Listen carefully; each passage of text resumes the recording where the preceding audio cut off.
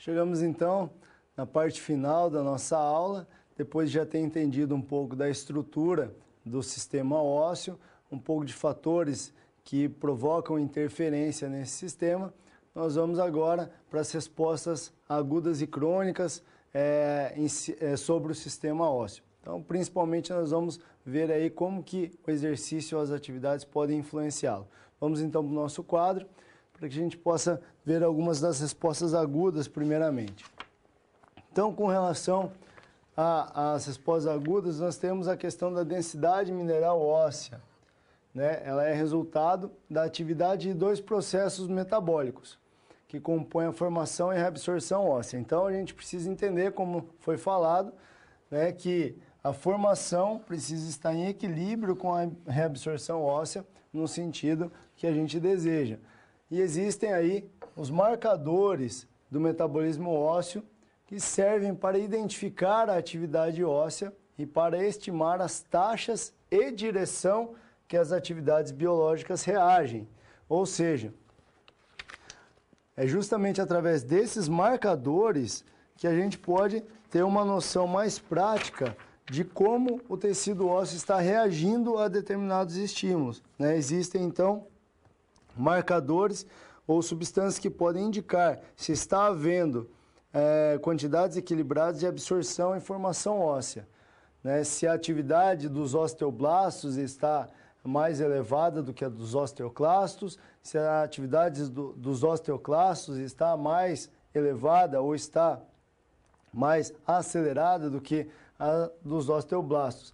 Então, nesse sentido, que os marcadores fornecem as informações. A gente pode estar avaliando aí, mas numa questão mais médica, se determinadas ações estão provocando o anabolismo ou o catabolismo do tecido ósseo. Ainda sobre respostas agudas desse sistema. O exercício físico é fortemente conhecido como fonte de remodelação mineral óssea e recomendado para prevenir problemas como a osteoporose, né? Justamente através da fixação de cálcio na matriz óssea. Então, lembrando aí, relacionando com a parte mais biológica, o exercício físico ele provoca uma série de influências sobre esse tecido no sentido de aumentar ou de promover uma maior ação dos osteoblastos em relação aos osteoclastos, ou seja, provoca uma maior remodelação, uma maior formação do osso, né, quando submetido a esse tipo de atividade, quando submetido ao exercício em relação ao sedentário. Nós temos aqui um osso normal, onde a gente pode ver que os espaços ósseos são pequenos e um osso com osteoporose. Então, a gente pode detectar que tem muito menos cálcio nessa matriz do que nessa. Isso diminui aí a resistência do osso, aumenta a sua fragilidade, proporciona maiores problemas com fraturas e ter mais problemas de locomoção até para quem tem esse tipo de problema. E isso é oriundo dessa ação desequilibrada aí dessas células que provocam ou a formação ou a absorção. No caso da osteoporose, nós temos uma ação dos osteoclastos mais acentuada. E o exercício justamente pode prevenir, pode estimular a ação das células que formam o tecido ósseo e fixam cálcio na matriz óssea. Ainda sobre respostas agudas. As respostas aos exercícios de efeito agudo dependem dos marcadores, né, como nós estávamos falando até esse momento, que parecem ser menos sensíveis aos exercícios resistidos, pesos, ou seja, muitas vezes a gente indica lá o exercício resistido como a principal opção para quem precisa de um auxílio aí com relação ao tecido ósseo. E a intensidade do exercício não é discriminatória ou não faz diferença entre outros. Então, esse é um posicionamento que nós encontramos sobre a literatura. A gente precisa entender um pouquinho esses posicionamentos para que a gente não possa assumir uma posição errônea. Então, muitos estudos são feitos sobre a influência do exercício físico sobre o tecido ósseo, mas seus mecanismos não são bem claros ainda na literatura. Dentro da literatura específica, a gente encontra muita divergência de informação. Então, por um lado, eles afirmam que exercícios resistidos ou exercícios com pesos não são necessariamente os mais indicados ou não promovem tantas melhorias dessa forma. E a intensidade do exercício passa a não ser tão discriminatória, ou seja, se eu faço um exercício mais forte, mais intenso ou um pouco menos intenso, isso teoricamente não provocaria alteração no meu sistema ósseo. Isso, por um lado, alguns estudos mostram, mas nós temos vários outros estudos que mostram também o contrário. Vários outros estudos que mostram que os exercícios resistidos, por causarem a maior carga de compressão, estimulam uma maior mineralização óssea. Outros autores colocam que exercícios com sobrecargas mais elevadas também estimulam essas ações de fixação de cálcio na matriz óssea, ou seja, ajudam na formação do osso. Então, ainda é muito controverso, a gente precisa entender alguns princípios básicos para que a gente possa direcionar de forma adequada a nossa atividade, tá certo? Eu precisava trazer essa questão dessa divergência de informações da literatura para que a gente possa se posicionar da melhor forma possível. Então, nós voltamos aí para o nosso quadro para que a gente possa ver algumas questões sobre a força aplicada nos ossos. Então, independente, levando em consideração esse posicionamento, ele coloca que o fator de maior impacto talvez estivesse no tipo de força exercida sobre o osso e não necessariamente em relação ao tipo de exercício ou à intensidade. Então, esse é um posicionamento clássico. Nós temos aí sobre as forças, sobre os tipos de força aplicado, nós temos a força de compressão, né, que ela empurra o osso nesse sentido. Então, esse é um dos tipos de força que alguns estudos mostram que estimulam a fixação de cálcio na matriz. Nós temos aí a força de tração, que afasta a ponta de um osso do outro. Nós temos a força de cisalhamento, que provoca força em regiões opostas em sentidos opostos. Nós temos a força aí de torção, que tende a meio que girar esse osso, né? Torcer ele como se fosse um pano. E nós temos a força de flexão, onde empurra cada uma das pontas do osso para o seu meio, né? Exercendo uma tensão muito grande nessa região. Então, essa teoria sobre resposta aguda mostra que, mais do que o tipo de exercício e a intensidade do exercício, o tipo de força exercida no osso é o que provoca maiores adaptações. Nesse caso, posso adiantar para vocês que a força de compressão é aquela que tende a gerar maior adaptação no sentido ósseo. Ou seja, quando eu coloco meu aluno para saltar, atividades com maior impacto tendem a causar maior força de compressão em determinados ossos.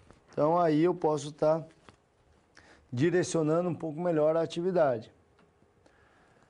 Ainda sobre respostas agudas, estudos sugerem que o exercício físico envolvendo vibrações era capaz de alterar a reabsorção óssea e os marcadores de remodelação óssea em homens jovens. Então, aqui um resultado de um estudo.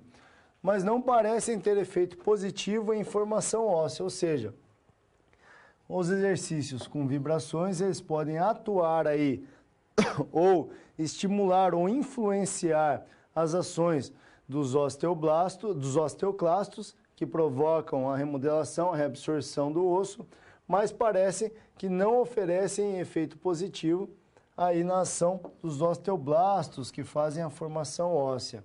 Pode ser que esse exercício de vibração atenuem um pouco o processo de perda óssea, mas talvez não exerçam muita influência na sua formação. Sendo assim, para a questão da nossa população, as crianças que precisam justamente dessa formação, talvez esses não sejam exercícios tão necessários com relação especificamente ao sistema ósseo. E mais pesquisas são necessárias para que nós possamos afirmar alguma coisa com maior certeza em relação ao sistema ósseo. As respostas crônicas, né? Agora a gente entra no outro patamar. Sobre as respostas crônicas, nós temos aí mais estudos desenvolvidos e a gente tem um posicionamento um pouco mais claro. As respostas agudas é que acabam por variar muito. Então, o exercício tem ação no osso por efeito direto, via força mecânica ou indireto, levado por fatores hormonais. Então, são duas formas que o exercício físico afeta o sistema ósseo. Uma delas é via força mecânica, via aplicação de força naquele sentido que eu mostrei para vocês há pouco, e a via indireta é levado por fatores hormonais. Então, o exercício físico libera ou estimula a liberação de vários hormônios, principalmente os anabólicos, e esses anabólicos atuam em diversos tecidos, no tecido muscular, no tecido adiposo e também no tecido ósseo. Porém, os mecanismos pelos quais a atividade física melhora a massa óssea ainda não são completamente conhecidos. Então, nós temos aí uma série de dúvidas com relação ao exercício físico e sistema ósseo. Nós podemos apontar aqui algumas recomendações ou alguns posicionamentos mais clássicos da nossa área para que possa auxiliar vocês a nortear as atividades. Então, a remodelagem é considerada significativa, segundo Guyton e Hall, dois autores importantes aí da nossa área, a partir de 3 aspectos. O primeiro deles, o osso normalmente ajusta sua força e em proporção ao grau de estresse ósseo. Assim, se os ossos se tornam mais grossos quando submetidos a cargas mais pesadas. Então, aí entra em conflito com aquele primeiro posicionamento que nós colocamos, que a intensidade passa a não ser discriminatória, né? Guyton e Hall afirma que os ossos podem ser submetidos a cargas mais pesadas, terão uma maior espessura. Isso de forma crônica.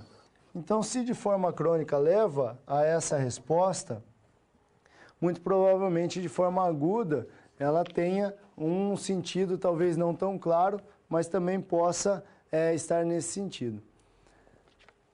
Com relação ao segundo aspecto, a forma do osso pode ser remodelada para sustentar adequadamente as forças mecânicas através da deposição e da absorção do osso de acordo com os padrões de estresse. Então, assim, dependendo da força mecânica causada, a deposição e absorção de cálcio pode variar para mais ou para menos. Em casos em que existe um catabolismo maior, existe uma absorção maior, esses ossos passam a se tornar mais frágeis e um evento desse pode acontecer. O terceiro passo é como o osso velho se torna quebradiço e fraco, a necessidade de uma nova matriz orgânica, quando a antiga se degenera. Assim, a resistência normal do osso é mantida. Então, toda vez que o exercício atua de forma anabólica, ele auxilia nessa matriz orgânica para manter o osso íntegro e não ele quebradiço, como nós podemos ver aqui na imagem.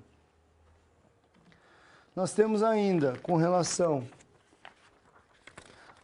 às respostas crônicas, a prática de exercícios físicos nas fases de crescimento e desenvolvimento, a fase que nós atuamos na escola, está relacionada a um ganho de 7 a 8% de massa óssea no indivíduo adulto e reduz substancialmente os riscos de fratura em idade avançada. Então está aqui um efeito crônico extremamente positivo da prática regular de exercício, daquilo que nós fazemos lá na escola. A força mecânica, quando aplicada sobre o tecido ósseo, tem o poder de iniciar sinais endógenos, ou seja, de dentro da célula, que intervêm em ações de remodelação óssea. E a atividade física aumenta a produção do hormônio de crescimento, GH, que tem consequência anabólica direta ou indireta sobre o tecido ósseo. Então, aí as ações hormonais. No caso do GH, a liberação de IGF-1, que é Insulin Growth Factor, é um dos hormônios anabólicos também, é a principal responsável pelo resultado anabólico, ou seja, crescimento, aumento do osso, do exercício sobre o tecido ósseo. E a prática de exercícios físicos não tem resposta exclusivamente sobre o osso como tecido, mas o osso como órgão, uma vez que apresenta atuação nas placas de crescimento. Então, o que a gente precisa concluir aí da nossa aula, para que nós possamos fechar a nossa ideia, é de que o exercício físico de forma crônica, ou seja, durante os anos, ele pode influenciar extremamente bem o desenvolvimento ósseo e evitar com que, posteriormente, essas crianças venham a ter alguns problemas em relação a esse tecido.